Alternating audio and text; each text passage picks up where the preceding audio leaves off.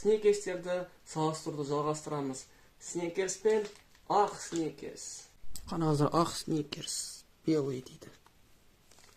Бірақ неограниченный серия. Салмағы 81 грамм жазылған. 84 грамм шықты. Күшті.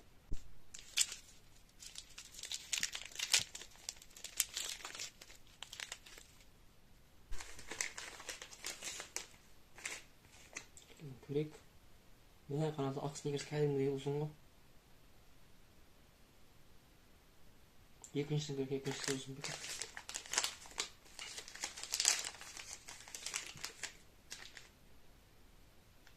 Кәдімгідей ұзын қараңыздар. Иісін көрек енді. Иісін көрек. Мәне ақ шоколадтың иісі күшті болып тұр да. Бисмилля.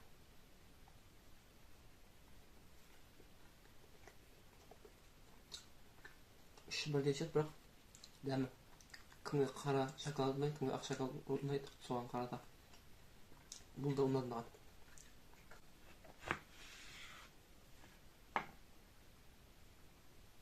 Ішін қараңыздар. Бір көзбен қарағанда ұқсайтын сияқты. Іші орехтары бәрі, бірақ астындағы мынаның қоңырлау, карамель, мынаның ақшыл. Сырты да ақ шоколад, қара шоколад. Дәмі кәдімгідей әртүрлі. Видео ұнаса лайк басыңыз, комментарияға сізге ақ шоколад ұнай ма әлде қара ма жазыңыз. Келесі видеода Пломбир сникерсін салыстыратын боламыз.